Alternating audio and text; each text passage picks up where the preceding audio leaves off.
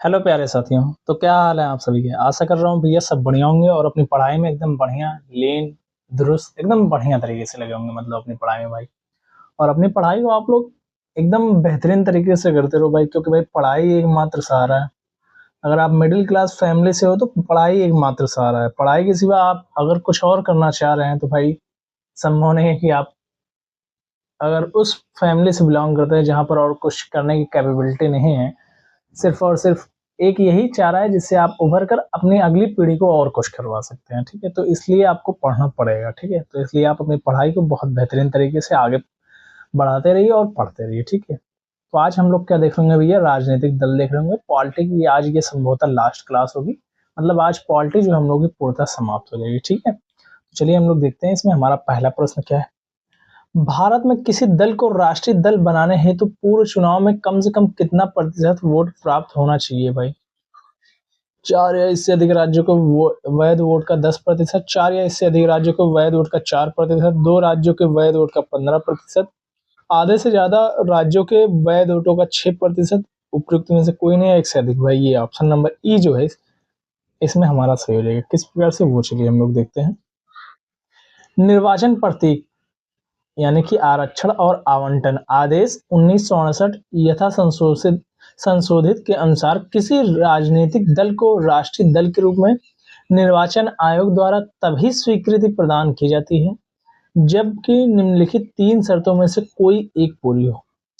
उस राजनीतिक दल पर खड़े किए गए प्रत्याशियों को किन्हीं 4 या अधिक राज्यों के लोकसभा के जो है पिछले आम चुनाव या उन राज्यों के विधानसभा के पिछले आम चुनाव में पड़े कुल वैध मतों का कम से कम कितना प्रतिशत भैया? 6% मत, और जो है साथ ही कम से कम 4 लोकसभा सीटें प्राप्त हो भाई। वही चीज ऊपर वाली लिखी हुई ना भाई।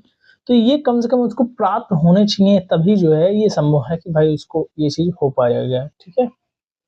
उस दल को लोकसभा के जो है पिछले आम चुनाव में लोकसभा की कुल सदस्य संख्या का कम से कम 2% सीटें प्राप्त हो। इनमें से प्रत्येक आधे से अधिक भिन्न को एक गिना जाएगा भाई। आधे से अधिक जो प्रत्येक होंगे उसको क्या जाएगा, भिन्न होंगे, अधिक भिन्न होंगे को उनको कितना गिना जाएगा भाई? एक गिना जाएगा। ये सदस्य कम से कम 3 राज्यों से चुने गए हों। ये सदस्य कम से कम कितने राज्यों से भैया? 3 राज्यों से चुने गए हों। उस दल को कम से कम 4 राज्यों के राज्य स्तरीय दल की मान्यता प्राप्त हो भाई। समझ लो भाई, 4 राज्यों की कम से कम राज्य स्तरीय दल का मान्यता प्राप्त हो, तभी वो जो है दल कहलाएगा, ठीक है? तभी वो क्या कहलाएगा भैया? राष्ट्रीय दल के रूप में निर्वाचित किया जाएगा, ठीक है? स्वीकृति उसको प्रदान की जाएगी। आम आदमी पार्टी, आम आदमी क्या है भाई? राष्ट्रीय पार्टी है। क्या भाई? ये राष्ट्रीय पार्टी है आम आदमी पार्टी। ये 2019 में पूछा गया प्रश्न है।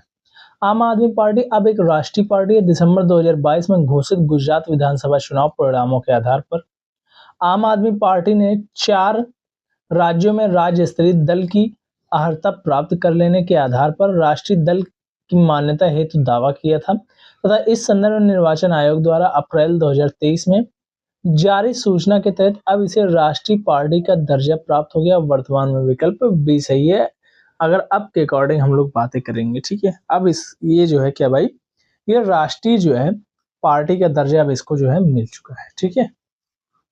चलिए आगे देखते हैं हम लोग। एक सेकंड।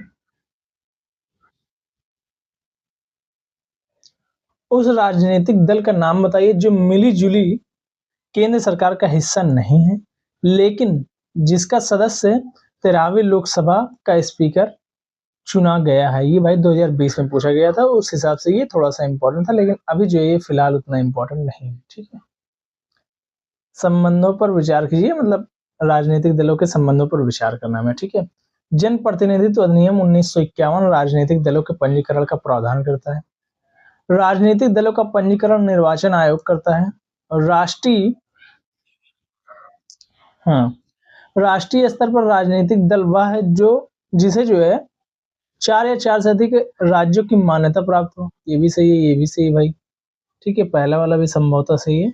इसमें दूसरा और तीसरा 1999 में आम चुनाव के निर्वाचन आयोग द्वारा मान्यता प्राप्त 6 राष्ट्रीय एवं 48 राज्य स्तरीय दल थे। भाई ये तो संभवतः नहीं सही है। मतलब भाई इसमें देख लो भाई, कई प्रकार की जो है चीजें हैं, इसलिए इसमें जो है कोई भी ऑप्शन सही नहीं बैठ रहा उस अकॉर्डिंग, ठीक है? जनप्रतिनिधित्व अधिनियम 1991 में राजनीतिक दलों के पंजीकरण के नियमों की व्यवस्था की गई। राजनीतिक दलों के पंजीकरण निर्वाचन आयोग करता है। निर्वाचन प्रतीक यानी कि आरक्षण और आवंटन आदेश 1968 यथा संशोधित के अनुसार वह राष्ट्रीय दल होता है, वह दल जो है राष्ट्रीय दल होता है जो कम से कम 4 राज्यों में 6% मत प्राप्त करता है और किसी राज्य या राज्य से लोकसभा में 4 सीटें जीतता है या लोकसभा में 3 विभिन्न राज्यों से 2 सीटें प्राप्त करता है। ये चीजें उसके लिए जो है इम्पोर्टेंट थी, ठीक है। 1999 में 13वीं लोकसभा चुनाव में 7 राष्ट्रीय दल और 40 राज्य स्तरीय मान्यता प्राप्त दलों ने हिस्सा लिया था, लेकिन भाई वहां पर 48 लिखा हुआ था ना, और जो है शायद 13 लिखा हुआ था, और 13 राष्ट्रीय दलों ने 13 था, कितना लिखा हुआ ऑप्शन में 6 और जो 48 राज्य स्तरीय, ठीक है, 6 और 48 जो कि गलत था भाई, ठीक है। 7 थे और 40 राज्य स्तरीय मान्यता प्राप्त दलों ने हिस्सा लिया था, ठीक है।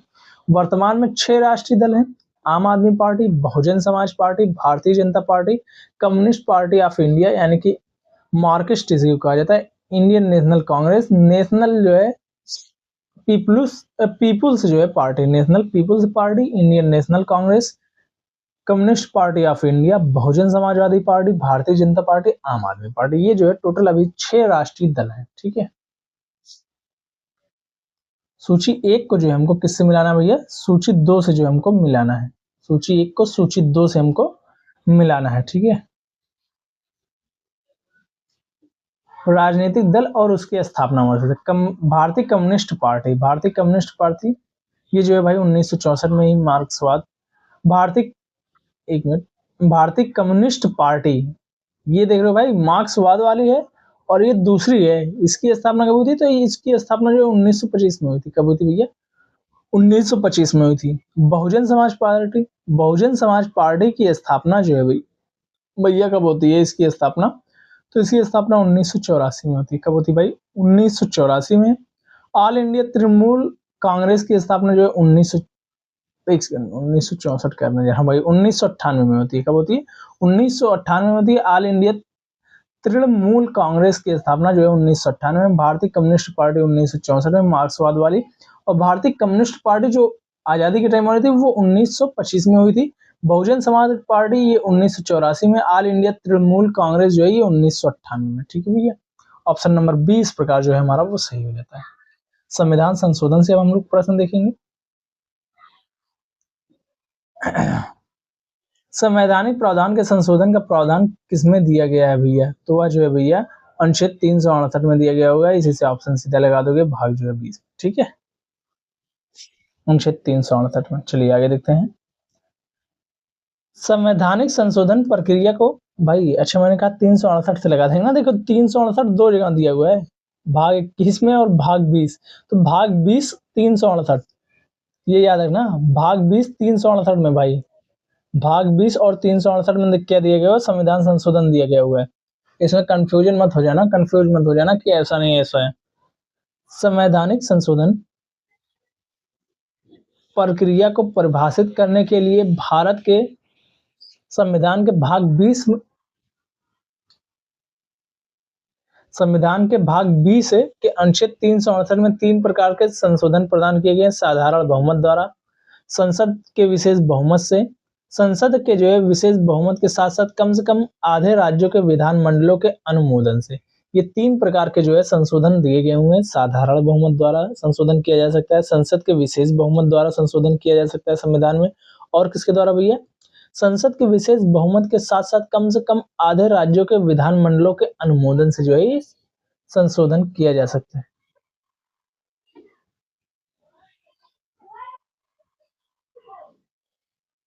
चलिए आगे देखते हैं। एक नया राज्य बनाने में संवैधानिक संशोधन के लिए कैसा बहुमत चाहिए? एक नया राज्य बनाने के लिए भाई संवैधानिक संशोधन के लिए कैसा बहुमत चाहिए भाई? साधारण बहुमत चाहिए। अगर नया राज्य बनाना है तो भाई साधारण बहुमत चाहिए। साधारण बहुमत मिल जाता तो भी नया राज्य बन जाएगा, ठीक है। नए राज्य के निर्माण के लिए संशोधन हेतु अनुच्छेद 368 के तहत विशेष प्रक्रिया, संविधान संशोधन प्रक्रिया अपनाई नहीं जाती है। संसद साधारण बहुमत से नए राज्य का निर्माण कर सकती तथा संविधान के अनुच्छेद 4(2) के अनुसार इस प्रकार कि विधि अनुच्छेद 368 के प्रयोजनों के लिए संविधान संशोधन नहीं समझी जाती है भाई। नया जब जो है नाम वगैरह जो है, नया जो राज्य वगैरह बनाया जाता है तो नहीं होता है। जब नाम में परिवर्तन या सीमा तब भाई जो है हमें थोड़ा सा चेंजिंग करना पड़ता है, संविधान संशोधन करना पड़ता है। लेकिन अगर नया राज्य बना दिया गया डायरेक्टली तो उसके लिए कोई भी संशोधन नहीं होता। यही चीज यहाँ पर दी गई है। जब आप लोग आर्टिकल 1 to 3 पढ़ते हैं ना, आर्टिकल 1 to 3, तो वहां पर आप लोगों ने इस चीजों को देखी होगी। ठीक है, तो आर्टिकल के बारे में तो अभी हम पढ़ रहे हैं। आर्टिकल के बारे में मैंने पढ़ा दिया, पॉलिटी मैंने एक बार पढ़ा दिया, दोबारा फिर मैं पॉलिटी पढ़ाऊंगा भाई। जब पॉलिटी में पढ़ा कब रहा था, वन लाइनर फॉर्मेट में। आप लोगों ने देखा होगा मद निषेध एग्जाम के लिए मैंने पढ़ा हुआ है। अगर आप उसको कर लेते हो भाई, वन लाइनर फॉर्मेट वाला मद निषेध एग्जाम के लिए भले ही था वो, लेकिन भाई उसमें मैंने हर एक यथासंभव चीज करवाने का प्रयास किया है जहां से भी क्वेश्चन बनने के पूर्णतः चांसेस हैं। तो आप लोग वहां से जाकर इसको वन लाइनर फॉर्मेट वाली पूरी की पूरी पॉलिटी कर सकते हो। पॉलिटी मैंने पूरी वहां पर समाप्त करवा दी, हिस्ट्री भी मैंने समाप्त कर, मतलब वहां पर हर एक चीज लगभग मैंने पूरा समाप्त करवाने का प्रयास किया। ठीक है, किस संविधान संशोधन से दिल्ली को राष्ट्रीय राजधानी क्षेत्र नाम दिया गया? तो भैया कौन सा था? 69वां संविधान संशोधन कानून था, जिसके तहत दिल्ली को जो है राष्ट्रीय राजधानी क्षेत्र नाम दिया गया, यानी कि एनसीआर का, एनसीटी का नाम दिया गया। ठीक है, 69वें संविधान संशोधन अधिनियम 1951 द्वारा जोड़े गए नए अनुच्छेद 239 का यानी कि 239 ए के तहत जो है दिल्ली संघ राज्य क्षेत्र को दिल्ली राष्ट्रीय राजधानी क्षेत्र यानी कि नेशनल कैपिटल टेरिटरी, ठीक है, नाम दिया गया तथा इसके प्रशासक को उपराज्यपाल कहा गया। इसके प्रशासक को क्या कहा गया भैया? उपराज्यपाल कहा गया। इसके प्रशासक को क्या कहा गया? उपराज्यपाल कहा गया। साथ ही दिल्ली एनसीटी के लिए एक विधानसभा और उसके प्रति उत्तरदायी मंत्रिपरिषद की स्थापना का भी प्रावधान किया गया। कब? 69वें संविधान संशोधन द्वारा, जो कि कब हुआ था? 1991 में हुआ था। कब हुआ था भैया? 1991 में 69वां संविधान संशोधन हुआ था। ठीक है, चलिए अब आगे हम बढ़ते हैं। भारतीय संविधान में संशोधन के लिए विधेयक लाया जा सकता है तो जो है या तो लोकसभा या राज्यसभा में। भारतीय संविधान में जो है संशोधन के लिए विधेयक कहाँ लाया जा सकता है? या तो लोकसभा में या राज्यसभा में जो है ये लाया जा सकता है। कहां पर? या तो लोकसभा में या तो राज्यसभा में ये लाया जा सकता है। भारतीय संविधान में संशोधन के लिए विधेयक संसद के किसी भी सदन, लोकसभा या राज्यसभा में लाया जा सकेगा। संविधान संशोधन की शक्ति और उसके लिए प्रक्रिया संविधान के अनुच्छेद 368 में वर्णित है। कहां पर वर्णित है? अनुच्छेद 368 में वर्णित है। और भारतीय संविधान में संशोधन के लिए विधेयक संसद के किसी भी सदन में लाया जा सकता है, चाहे वो लोकसभा हो चाहे राज्यसभा हो। वहां से हम कहीं पर भी किसी में भी ला सकते हैं। ठीक है, और ये किस में वर्णित है? 368 में संविधान संशोधन वर्णित है। भारतीय संविधान के लिए प्रथम संशोधन विधेयक लाया गया था। कब लाया गया था? तो भैया 1951 में लाया गया था। कब लाया गया था? 1951 में जो है प्रथम विधेयक लाया गया था। भारतीय संविधान के लिए प्रथम संशोधन विधेयक जो है 1951 में लाया गया था। इस संशोधन द्वारा अनुच्छेद 15, 19, 85, 87, 174, 176, 341, 342, 372 और 376 में संशोधन किया गया तथा दो नए अनुच्छेद 31 का और 31 खा 9वीं अनुसूची संविधान में जोड़ी गई। कब जोड़ी गई भैया? 1951 में ये चीजें की गई थी। ठीक है, ये याद रखना। निम्नलिखित में से किस संविधान संशोधन अधिनियम को लघु संविधान संशोधन कहा जाता है? 42वां।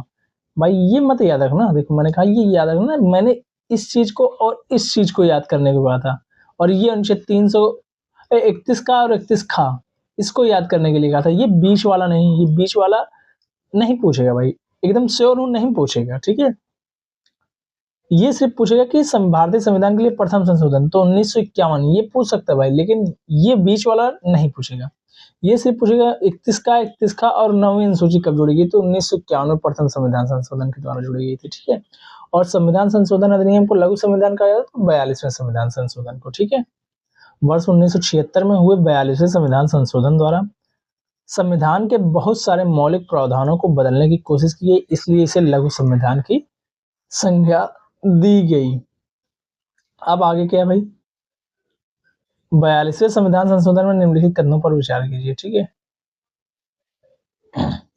इसने जो प्रस्तावना में 3 शब्द जोड़े, समाजवाद, धर्मनिरपेक्ष, अखंडता, गलत है भाई। इसने संविधान में 8 मौलिक कर्तव्य जोड़े, सही है भाई। इसने जो है नए निर्देशक सिद्धांत जोड़े, यानी अनुच्छेद 39A और 43A और अनुच्छेद 47, ये भी जो है सही भाई। इसके द्वारा राष्ट्रपति को चुनाव आयोग के परामर्श से राज्य विधानसभाओं मंडलों के जो है सदस्यों के आयोग घोषित करने का अधिकार, भाई ये गलत है। यानी कि इसने जो है सिर्फ 42वें संविधान संशोधन ने मतलब और भी चीजें की थी, लेकिन इस क्वेश्चन के अकॉर्डिंग इसने 2 चीजें की थी कि इसने संविधान में 8 मौलिक कर्तव्य जोड़े थे, इसने नए निदेशक सिद्धांत जोड़े यानी अनुच्छेद 39 से डीपीएसपी, ठीक है, अनुच्छेद 43 से अनुच्छेद जो है 47, इसको जो है इसने जोड़ा था भैया, ठीक है। अनुच्छेद नंबर ऑप्शन नंबर डी इस प्रकार से सही हो जाएगा, ठीक है। 42वें संविधान संशोधन अधिनियम 1976 द्वारा संविधान के बहुत सारे प्रावधान में परिवर्तन किया गया था तथा अनेक नए प्रावधान भी जोड़े गए थे, इसलिए इसे लघु संविधान की संज्ञा दी जाती है। इसके जरिए जो है निम्न प्रावधान जोड़े गए या संशोधित किए गए। इसने जो प्रस्तावना में 3 शब्द जोड़े थे, कौन कौन से थे? समाजवादी, पंथ निरपेक्ष और जो है अखंडता। उसी पंथ निरपेक्ष को धर्मनिरपेक्ष कहा जाता है और यहाँ पर क्या लिखा हो? समाजवादी, धर्मनिरपेक्ष और अखंडता। और इसमें क्या इसने जोड़ा था भैया? समाजवादी, पंथ निरपेक्ष और अखंडता जोड़ा था। और इसमें क्या पूछा है? एक सेकंड, गलत पूछा था भाई। एक सेकंड, मैंने गलत लगा दिया भैया, ये दोनों सही था भाई। एक सेकंड ये दोनों सही था यार, क्या ही बताऊं मैं। एक सेकंड रुक जाओ, जल्दी के चक्कर में ये गलत है दोनों, और जो है ये दोनों सही था और पूछा गया क्वेश्चन में गलत। तो ऑप्शन नंबर जो है हमारा वो जो है दूसरा और तीसरा गलत हो जाएगा। इसने प्रस्तावना में 3 शब्द जोड़े थे, समाजवाद, धर्मनिरपेक्ष और अखंडता। ये बिल्कुल सही है भाई, ठीक है। और इसके द्वारा राष्ट्रपति चुनाव में परामर्श के लिए विधान, ये भी सही है। ये दोनों हमारे गलत हो जाते हैं, ठीक है। इसको थोड़ा सा सही कर लेना, बाद में थोड़ी सी वीडियो देखोगे भाई तो लगेगा कि गलत बता दिया गुरु जी ने, लेकिन भाई वो थोड़ा सा मिस्टेक हो गया था, ठीक है। इसको सही कर लेना, ठीक है। 42वें संविधान संशोधन के द्वारा 3 शब्द जोड़े गए थे, समाजवादी, पंथ निरपेक्ष और जो है अखंडता। इसी प्रकार से कहता हूँ भाई, एग्जाम में आप लोग भी ध्यान दिया करो। बस देख रहे हो, जल्दी के चक्कर में मैं एग्जाम देने नहीं बैठा हूँ, फिर भी एग्जाम का प्रेशर फील कर रहा था और मैंने लगा दिया गलत। इसके द्वारा संविधान में 10 मौलिक कर्तव्य जोड़े गए थे भाई, 8 यहाँ पर लिखा गया हुआ है ना। इसने संविधान में 8 मौलिक कर्तव्य नहीं भाई, इसने 10 मौलिक कर्तव्य जोड़े थे, 10 मौलिक कर्तव्य, ठीक है। चलिए आगे देखते हैं।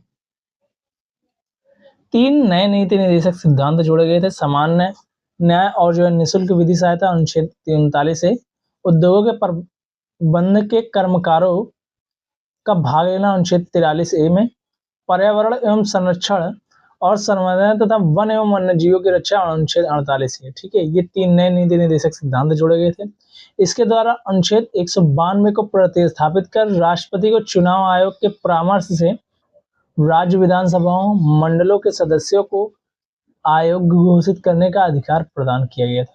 इसके द्वारा जो है अनुच्छेद 192 को जो है प्रतिस्थापित करके क्या किया गया था? राष्ट्रपति को चुनाव आयोग के परामर्श से राज्य विधानसभाओं मंडलों के सदस्यों को जो है आयोग घोषित करने का क्या किया गया था? अधिकार प्रदान किया गया था। परंतु वे 44वें संविधान संशोधन अधिनियम 1978 द्वारा यह अधिकार जो है पुनः राज्यपाल को दे दिया गया था। ये याद रखना है, ये तो किया गया था भैया 42वें संविधान संशोधन के द्वारा, लेकिन जब 44वां संविधान संशोधन पुनः हुआ तो उसके तहत पुनः क्या कर दिया गया भैया? तो वह जो है फिर अधिकार सारे के सारे किसको दे दिए गए भैया? तो वह जो है राज्यपाल को पुनः ये अधिकार दे दिया गया। किसको अधिकार ये पुनः दे दिया गया? राज्यपाल को ये अधिकार पुनः जो है वह दे दिया गया, ठीक है। इस प्रकार प्रश्नगत कथनों में 1 और 4 सही हैं, जबकि 2 और 3 क्या है भैया? गलत हो जाते हैं हमारे। निम्न में से भारत में किस संविधान संशोधन ने एक राज्य में मुख्यमंत्री सहित मंत्रिपरिषद की अधिकतम संख्या निर्धारित की है? तो 91वें संवैधानिक संशोधन ने 91वां जो संवैधानिक संशोधन हुआ था उसके तहत जो है भैया क्या हुआ था? एक राज्य में मुख्यमंत्री सहित मंत्रिपरिषद की अधिकतम संख्या निर्धारित की है 91वें संविधान संशोधन के द्वारा।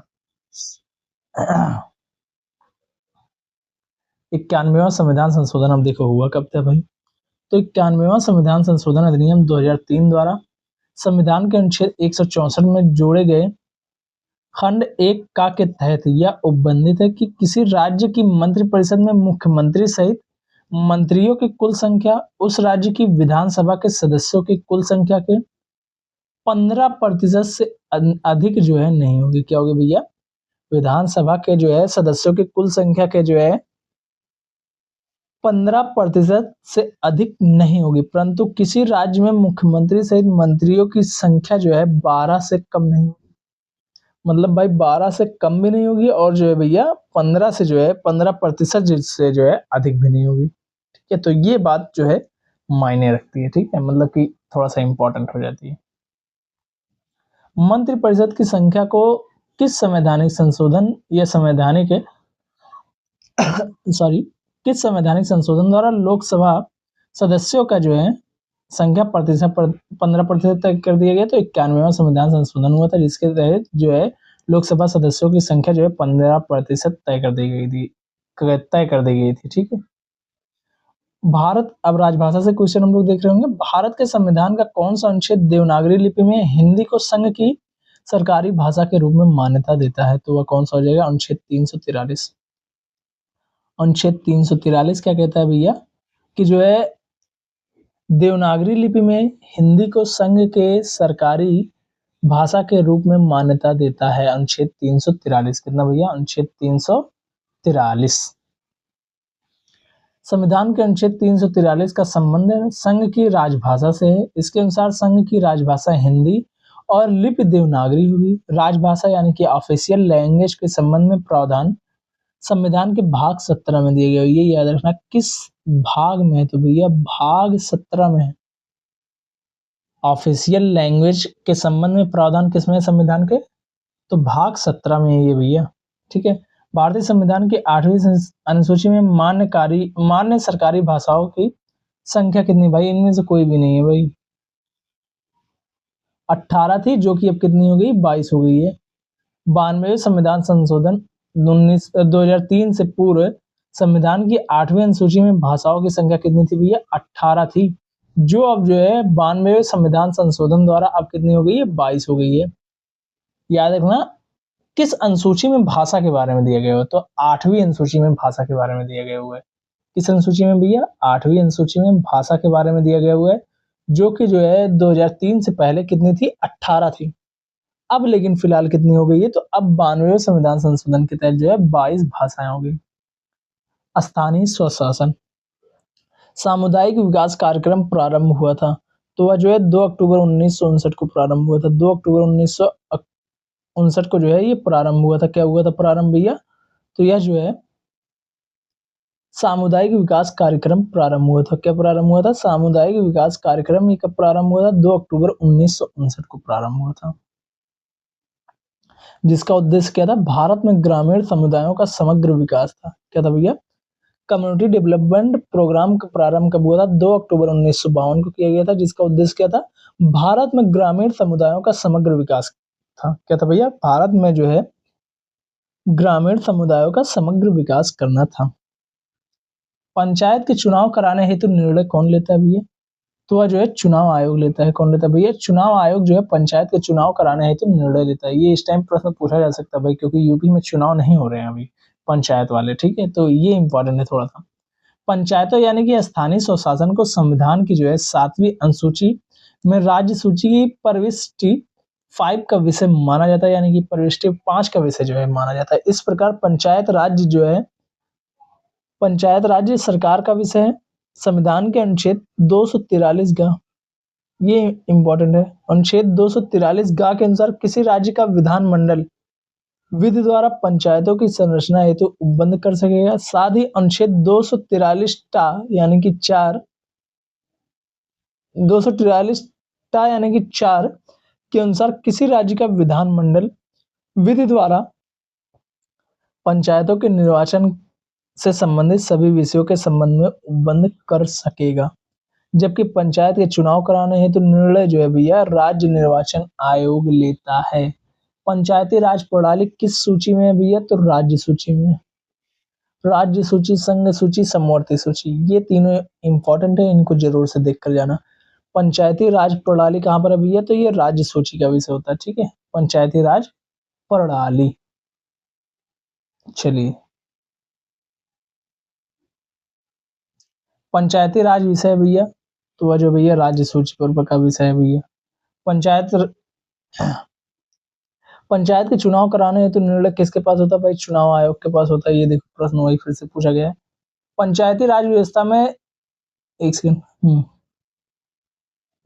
पंचायती राज व्यवस्था में शासन व्यवस्था पर क्या निर्धारित की गई है? पंचायती राज व्यवस्था में शासन व्यवस्था क्या निर्धारित की गई? तो ग्रामीण क्षेत्र एवं जनपद स्तर पर स्थानीय स्वशासन की त्रिस्तरीय संरचना। ग्रामीण, क्षेत्रीय, जनपद एवं राज्य स्तर पर चार नहीं होती है भाई। ग्रामीण क्षेत्रीय स्तर पर स्वशासन की त्रिस्तरीय ये भी नहीं होती।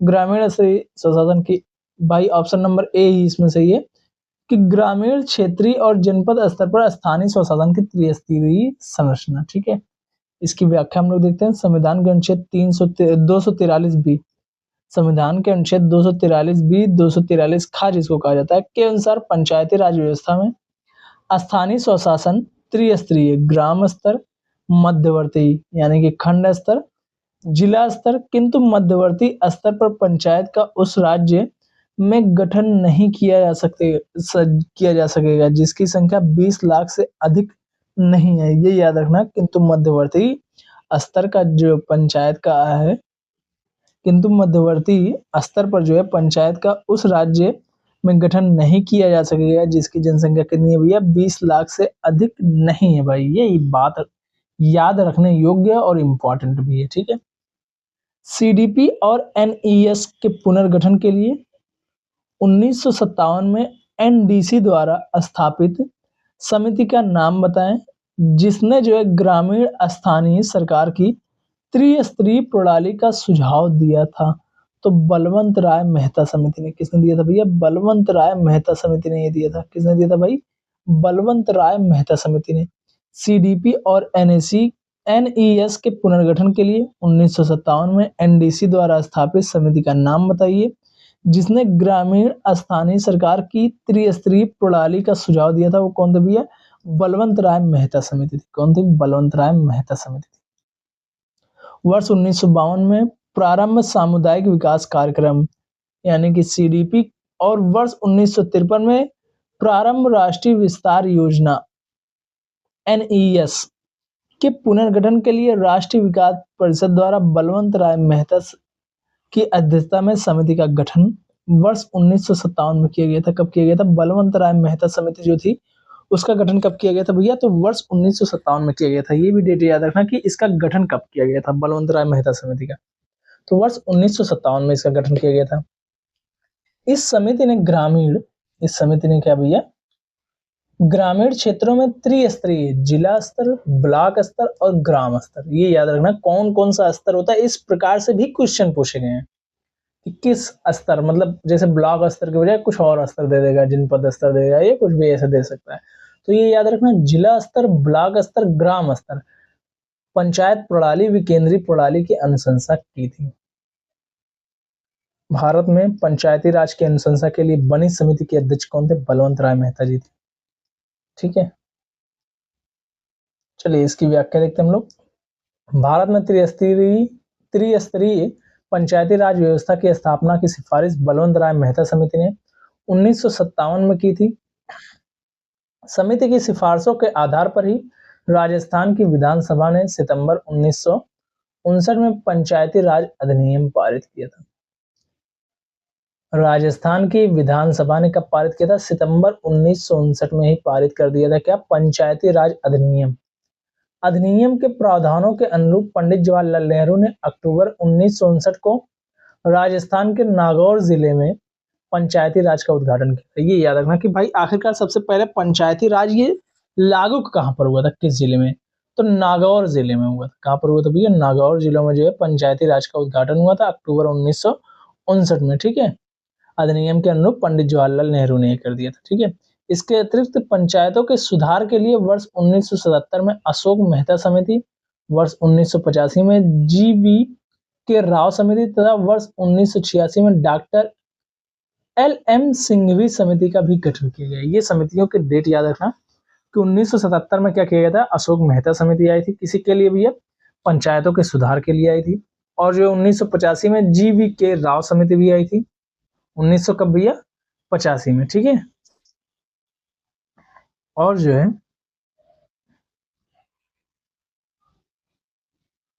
एक सेकेंड, और जो है 1986 में डॉक्टर LM सिंघवी समिति का भी गठन किया गया था। ठीक है भैया, चलिए आगे हम लोग देखते हैं। जिस समिति की सिफारिश पर भारत में पंचायती राज की स्थापना की गई थी उसका अध्यक्ष कौन था भैया? तो बलवंत राय मेहता जी थे। वही चीज प्रश्न, विकेंद्रीकरण प्रणाली की सिफारिश किसने की थी? बलवंत राय मेहता जी ने की थी। अभी आप लोगों ने ऊपर देखा।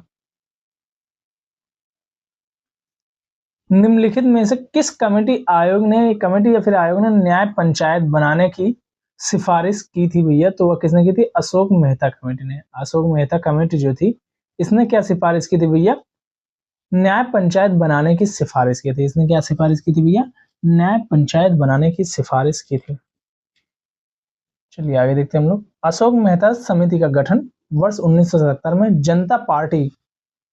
जनता पार्टी सरकार ने पंचायती राज व्यवस्था में जो है सुधार हेतु किया था, जिसने अगस्त 1978 में अपनी रिपोर्ट प्रस्तुत की थी या पेश की थी। मतलब समझो भाई, एक वर्षों बाद ही इसने जो है अपने क्या कर दी थी, रिपोर्ट जो है वह पेश कर दी थी। ठीक है, अशोक मेहता समिति का गठन कब हुआ था? वर्ष 1977 में होता है। जनता पार्टी की सरकार थी, उसने जो है पंचायती राज व्यवस्था में सुधार हेतु इसका गठन किया था, जिसने जो है अगस्त 1978 में अपनी रिपोर्ट पेश कर दी थी। उन्होंने ही न्याय पंचायत को विकास पंचायत से अलग रखने तथा इसके जो है सभापति एक योग्य न्यायाधीश को नियुक्त करने की सिफारिश की थी। अशोक मेहता समिति ने निम्नलिखित में से सिफारिश की थी द्विस्तरीय पंचायती राज की द्विस्तरीय सरकार की जो है इसने सिफारिश की थी। किसने? अशोक मेहता समिति ने। ठीक है,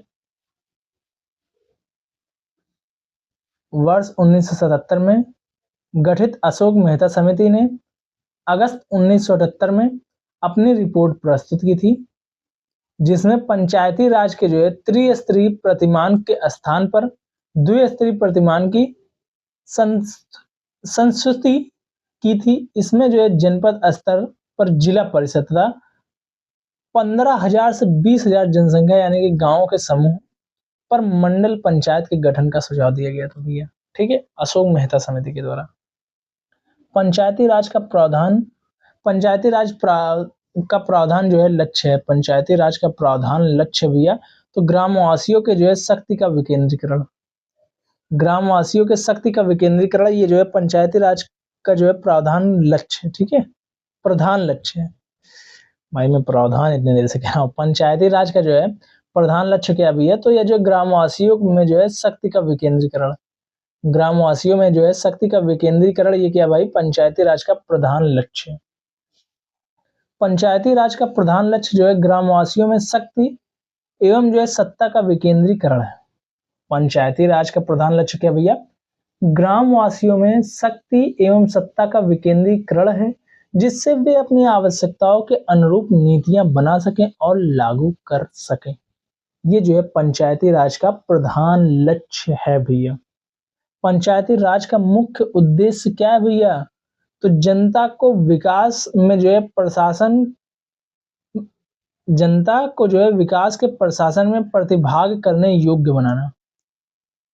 पंचायती राज का मुख्य उद्देश्य क्या है? जनता को विकास के प्रशासन में जो है प्रतिभाग करने योग्य बनाना। ये पंचायती राज का मुख्य उद्देश्य भी है। भारतीय संदर्भ में पंचायती राज व्यवस्था का मूल उद्देश्य जनता की भागीदारी के साथ लोकतांत्रिक विकेंद्रीकरण है। अर्थात शासन और विकास की प्रक्रिया को जो है गांव स्तर तक ले जाकर आम लोगों को निर्णय प्रक्रिया और विकास कार्यक्रमों के क्रियान्वयन में जो है सीधा भागीदार बनाना है। ये किसका है भैया? ये इसका पंचायती राज व्यवस्था का जो है मूल उद्देश्य माना जाता है भाई। लेकिन कुछ ऐसा होता नहीं है। मैंने देख लिया है, मैं अपने गांव की रिपोर्ट जो है जल्दी जो है मैंने जो है अपने गांव में जो है क्या बोलते हैं भाई,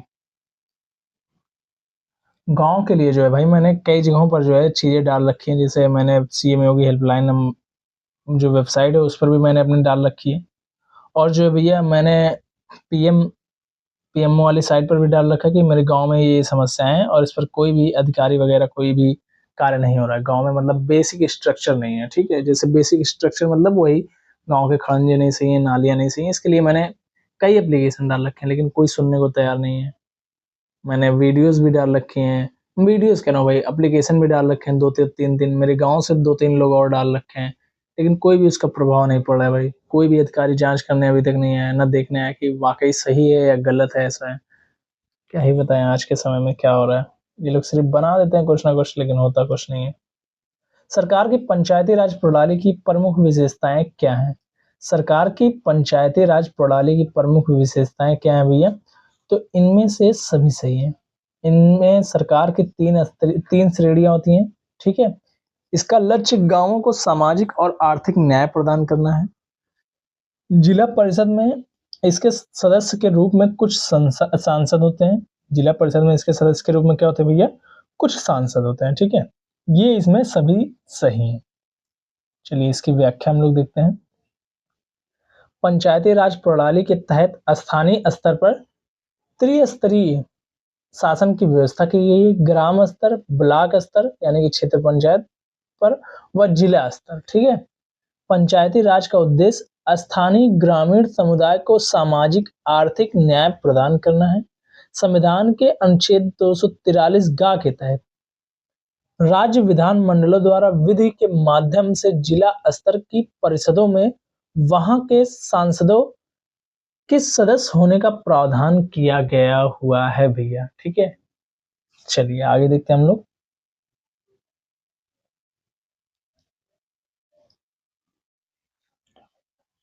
पंचायती राज की त्रिस्तरीय प्रणाली में आते हैं। पंचायती राज की त्रिस्तरीय प्रणाली में क्या आते हैं भैया?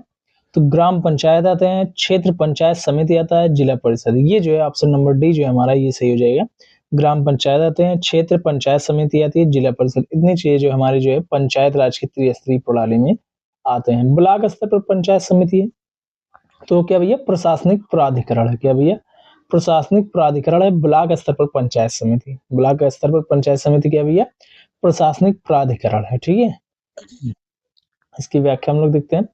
ब्लॉक स्तर पर पंचायत समिति एक प्रशासनिक प्राधिकरण या प्रशासनिक प्राधिकारी है जो ग्राम पंचायत और जिला पंचायत के बीच जो है समन्वयक एवं जो है पर्यवेक्षक के रूप में कार्य करती है। क्या करती है भैया? समन्वयक एवं पर्यवेक्षक के रूप में क्या करती है भैया? कार्य करती है या ग्राम पंचायत और जिला पंचायत के मध्य संपर्क स्थापित करती है।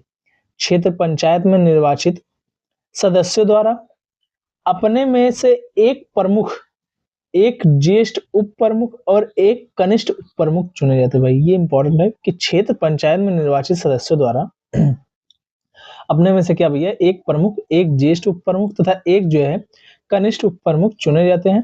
क्षेत्र पंचायतों को सौंपे गए कार्य समितियों के माध्यम से संचालित किए जाएंगे तथा इसके लिए निम्न समितियां गठित की जाएंगी, जैसे शिक्षा समिति, लोक निर्माण समिति, लोक स्वास्थ्य समिति व परिवार कल्याण और जो है ग्रामीण स्वच्छता समिति आदि। इतनी समितियां गठित की जाएंगी, लेकिन भाई कहीं पर कोई भी समिति सही ढंग से जो है अपने कार्य नहीं कर रही है, ठीक है?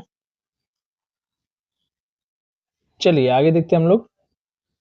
ब्लॉक में भारत में जो है ब्लॉक स्तर पर बनी पंचायत समिति केवल है, तो वह केवल क्या है भैया? प्रशासनिक अधिकारी है। क्या भैया? प्रशासनिक अधिकारी है। ब्लॉक स्तर पर बनी पंचायत समिति क्या है भैया? केवल प्रशासनिक अधिकारी है, ठीक है? चलिए आगे देखते हैं हम लोग।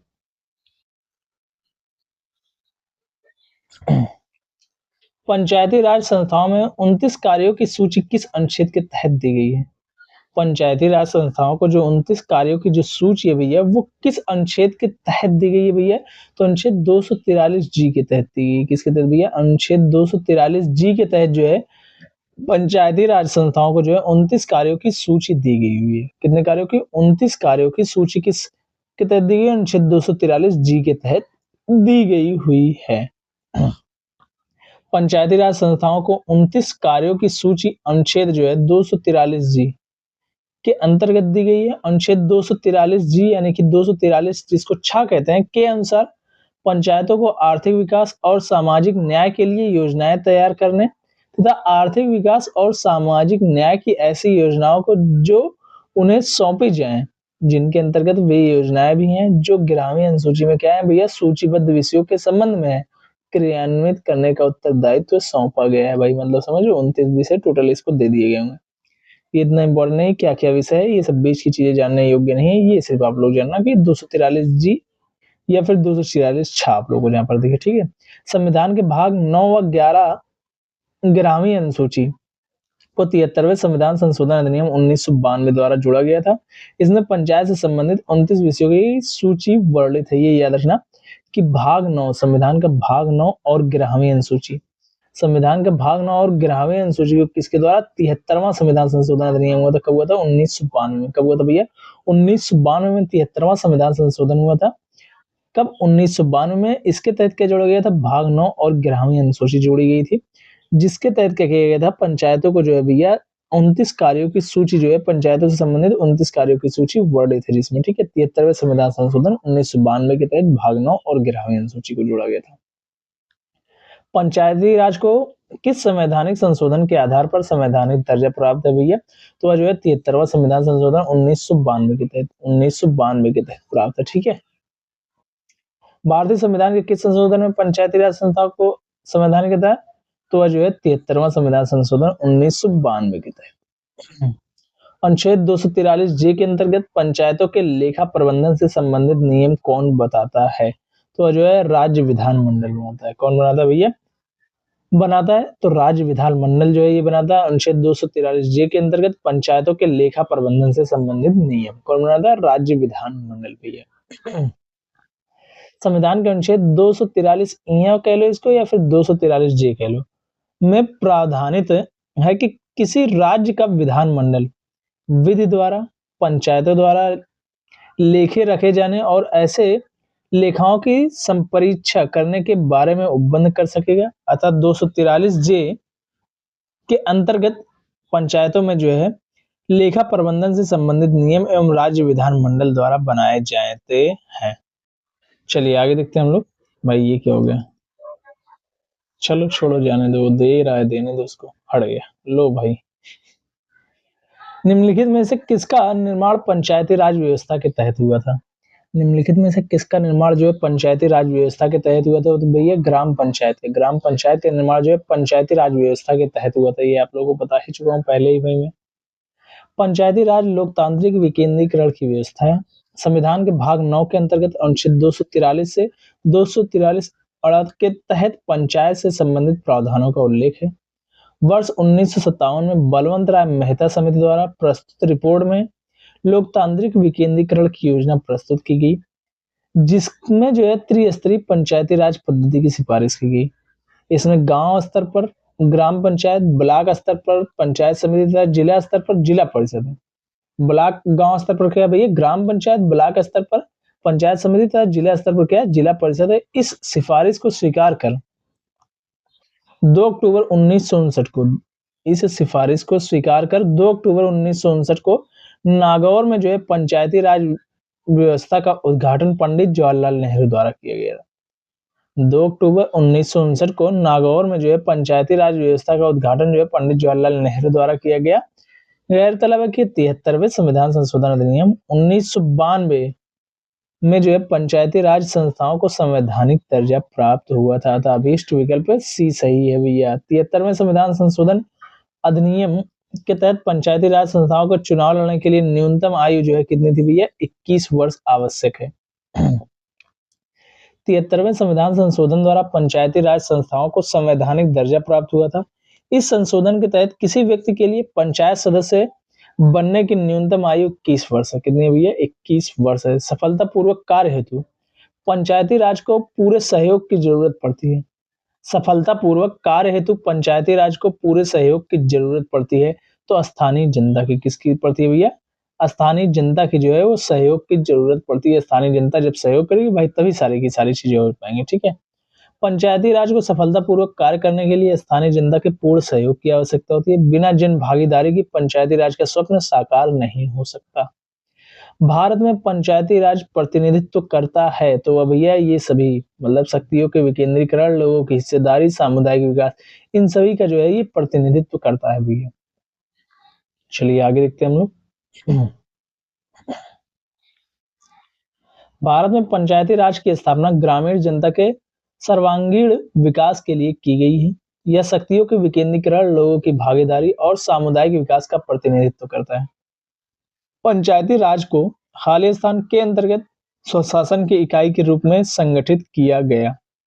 तो वह जो है भारतीय संविधान के 73वें संविधान संशोधन के रूप में, ठीक है, 73वां जो संविधान संशोधन हुआ था उसके तहत पंचायती राज को जो है भारतीय संविधान के 73वें संविधान संशोधन के अंतर्गत स्वशासन की इकाई के रूप में क्या किया गया था भैया, संगठित किया गया था, ठीक है। पंचायती राज की स्थापना की प्रेरणा संविधान के अनुच्छेद 40 ने दी है। पंचायती राज की स्थापना की प्रेरणा किसने दी हुई है, संविधान के अनुच्छेद 40 ने दी है। आगे चलकर 73वां संविधान संशोधन 1992 के माध्यम से इसे स्वशासन की इकाई के रूप में गठित करने के व्यवस्थित प्रयास किए गए भी है, ठीक है। निम्नलिखित में से कौन सा विकेंद्रीकरण और विकेंद्रीकरण का जो है वैशिष्ट्य नहीं है, तो वह जो है स्थानीय समुदायों में आत्मविश्वास को नहीं जगाना, ये क्या भैया, विकेंद्रीकरण का वैशिष्ट्य नहीं है भैया। ये ऑप्शन नंबर सी जो है हमारा वो सही हो जाएगा इसमें, ठीक है। इसकी व्याख्या हम देखते हैं। दिए गए विकल्पों में स्थानीय समुदायों में आत्मविश्वास को नहीं जगाना विकेंद्रीकरण का वैशिष्ट्य या फिर विशेषता नहीं है। स्वायत्तता, लोक सहभागिता और जो है स्थानीय समुदाय को सशक्त बनाना विकेंद्रीकरण की क्या भाई, विशेषताएं हैं। भारत में पंचायती राज व्यवस्था सर्वप्रथम राजस्थान और खालिस्तान कहाँ पर प्रारंभ की गई, तो आंध्र प्रदेश में प्रारंभ की गई। राजस्थान और कहाँ पर प्रारंभ की गई थी भैया, तो आंध्र प्रदेश में पंचायती राज व्यवस्था सर्वप्रथम प्रारंभ की गई थी। संविधान के अनुच्छेद 40 में राज्यों को पंचायतों के गठन का निर्देश दिया गया है। वर्ष 1957 में बलवंत राय मेहता की समिति की त्रिस्तरीय पंचायतों के गठन की सिफारिश की। वही चीज है भाई, इनकी सिफारिश पर जवाहरलाल नेहरू ने 2 अक्टूबर 1959 को राजस्थान के नागौर जिले में पंचायती राज का उद्घाटन किया। भाई कहोगे इतनी जल्दी क्यों मार दी भाई, ये चीज पहले ही बता चुका हूँ। तत्पश्चात आंध्र प्रदेश भी इस व्यवस्था को अपने यहाँ लागू करने कर जो है पंचायती राज प्रणाली को लागू करने वाला कौन सा राज्य बन गया भैया, दूसरा राज्य बन गया आंध्र प्रदेश। दूसरा राज्य कौन सा बन गया भैया, आंध्र प्रदेश बन गया, ठीक है। पंचायती राज सर्वप्रथम परिवर्तित किया गया, तो वह कहां पर परिवर्तित किया, राजस्थान में, यानी कि कहां पर आखिरकार सबसे पहले इसका हुआ था, ठीक है। 73वें संविधान संशोधन के बाद जो विकेंद्रीकरण किया गया निर्णय लेने की शक्तियों में, और जो है किसमें, पूर्ण व्यवस्था में, न्यायिक शक्तियों में नहीं भाई, प्रशासनिक शक्तियों में। मतलब ऑप्शन 1, 2 और 4 यानी कि ऑप्शन नंबर सी जो है हमारा इसमें ये सही हो जाएगा, ठीक है। 73वें संविधान संशोधन के तहत ये चीजें की गई थी। चलिए इसकी व्याख्या हम लोग देखते हैं। पंचायती राज लोकतांत्रिक विकेंद्रीकरण हेतु सृजित की गई एक व्यवस्था है। 73वें संविधान संशोधन अधिनियम 1992 द्वारा संविधान के भाग 9 में 16 नए अनुच्छेद, भाग 9 में कितने भैया, 16 नए अनुच्छेद और 11वें अनुसूची जोड़ी गई। इसके तहत कुल 29 विषय पंचायतों के अधिकार क्षेत्र में दिए गए। उल्लेखनीय है कि 73वें संविधान संशोधन अधिनियम का उद्देश्य प्रशासनिक विकेंद्रीकरण है, ना कि न्यायिक विकेंद्रीकरण, ये याद रखना। 73वां जो संविधान संशोधन हुआ था उसका मुख्य उद्देश्य क्या है भैया, प्रशासनिक है, ना कि न्यायिक विकेंद्रीकरण है।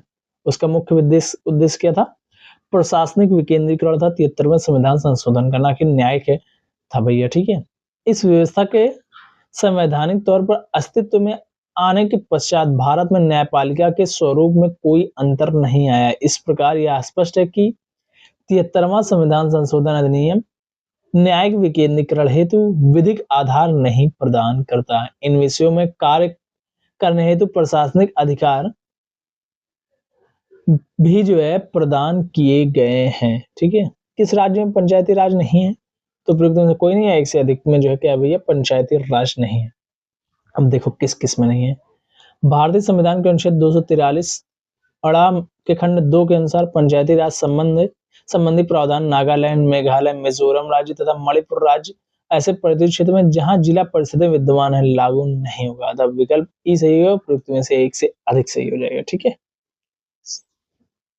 भारत में महिलाओं के लिए किस राजनीतिक संस्था ने स्थान आरक्षित किया, तो भाई पंचायती राज ने आरक्षित किया है भाई, पंचायती राज ने, ठीक है। चलिए इसकी व्याख्या हम लोग देखते हैं। भारत में महिलाओं के लिए पंचायती राज संस्थाओं ने सभी स्तरों पर संविधान के 1/3 स्थान आरक्षित किए। कई राज्यों में स्थानीय निकायों में महिलाओं के लिए आरक्षण बढ़ाकर कितना प्रतिशत, 50% भी है। वर्तमान में भारतीय संविधान के 106वें संविधान संशोधन 2023 द्वारा लोकसभा तथा राज्य विधानसभाओं में एक राष्ट्रीय राजधानी दिल्ली क्षेत्र में विधानसभा में भी महिलाओं के 1/3 स्थान आरक्षित किया गया। ये भैया किसके द्वारा, 106वां जो संविधान संशोधन 2023 में हुआ उसके तहत किया गया भैया। 1/3 स्थान आरक्षित किया गया है महिलाओं के लिए। यह आरक्षण वर्ष 2023 के बाद होने वाली पहली जनगणना के आधार पर हुए परिसीमन के पश्चात क्या होगी भैया, लागू होना है। यह आरक्षण 15 वर्षों के लिए दिया जाना है, संविधान में उल्लेखित किया गया है भैया। किस किस राज्य या किन राज्यों में पंचायती राज संस्थाओं में स्त्री को 50% आरक्षण का वैध दर्जा प्रदान है भैया? तो जो है इन चारों में प्राप्त है, प्रदान किया गया है, ठीक है, इन चारों में, यानी कि ऑप्शन नंबर डी जो है हमारा इसमें सही हो जाएगा, ठीक है। बिहार, उत्तराखंड, हिमाचल प्रदेश, मध्य प्रदेश राज्यों में पंचायती राज संस्थाओं में महिलाओं को 50% वैध किया गया है। इसके अतिरिक्त असम, गुजरात, हरियाणा, आंध्र प्रदेश, केरल, छत्तीसगढ़, झारखंड, महाराष्ट्र, ओडिशा, राजस्थान, कर्नाटक, पंजाब, सिक्किम, तमिलनाडु, तेलंगाना, पश्चिम बंगाल, त्रिपुरा महिलाओं के लिए 50% स्थान पंचायतों में आरक्षित किया गया भैया। पंचायती राज संस्थाओं में इतना 50% यहाँ पर, और पंचायतों में जो है 50% इन जगहों पर किया गया हुआ, ठीक है। दादरा एवं नगर हवेली तथा दमन एवं दीव एवं लक्षद्वीप संघ क्षेत्र में भी पंचायतों के लिए जो है, पंचायती राज संस्थाओं के लिए 50% महिलाओं के लिए आरक्षण का प्रावधान है। किन राज्य सरकारों ने 2010 तक स्थानीय निकाय में महिलाओं का जो है आरक्षण जो है 50% कर दिया है? 2011 में पूछा गया था प्रश्न भाई, तो ये 2010 में बिहार, मध्य प्रदेश, हिमाचल प्रदेश भाई, उस अकॉर्डिंग ये इंपॉर्टेंट था। अभी के लिए फिलहाल ये जो है उतना इंपॉर्टेंट नहीं होगा, ठीक है, आप लोगों के लिए। 73वें संविधान संशोधन कानून की वैधानिक शुरुआत किस संविधान संशोधन बिल से हुई? तो जो 64वां संविधान संशोधन बिल जो था उससे जो है इसका क्या हुआ था, 73वें संविधान संशोधन कानून की वैधानिक शुरुआत हुई थी भैया। अब किस प्रकार से हुई थी वो चलो हम लोग देखते हैं।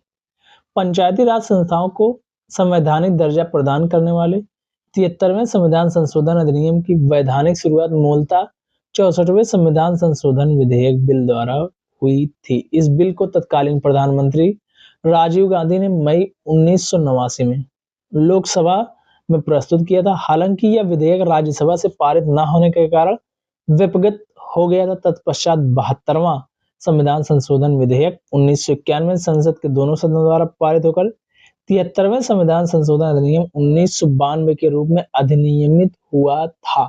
ये इस प्रकार से चीजों को आप लोग याद रखेंगे।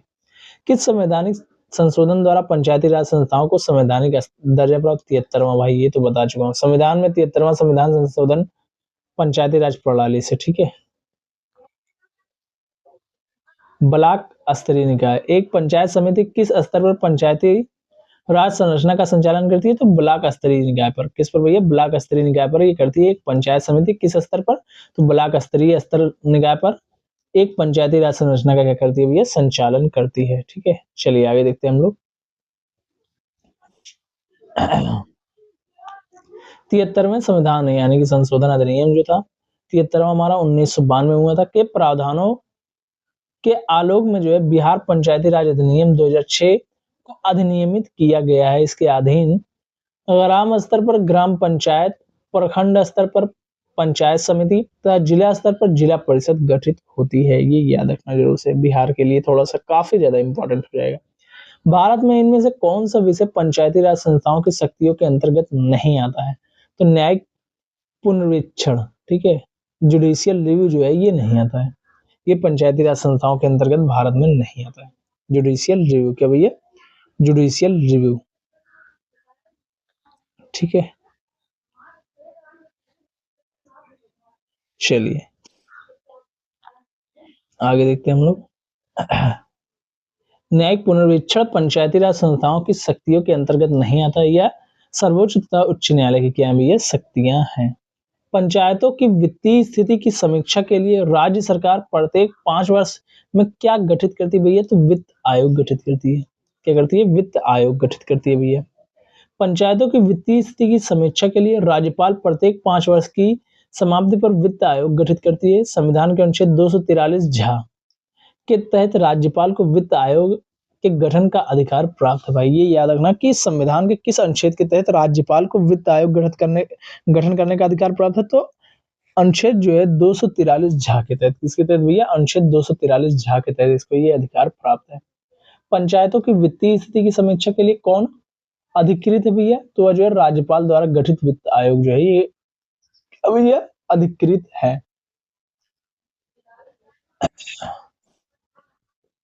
भारतीय संविधान के भाग 11 एक मिनट में जो है अनुच्छेद जो है 243 फर्स्ट के अनुसार राज्यपाल राज्य में एक वित्त आयोग का गठन करते हैं जो विशेष रूप से पंचायतों की वित्तीय स्थिति की क्या करते हैं भैया, समीक्षा करते हैं। ठीक है, क्या करते हैं भैया, वित्तीय रूप से जो है समीक्षा करते हैं। ठीक है,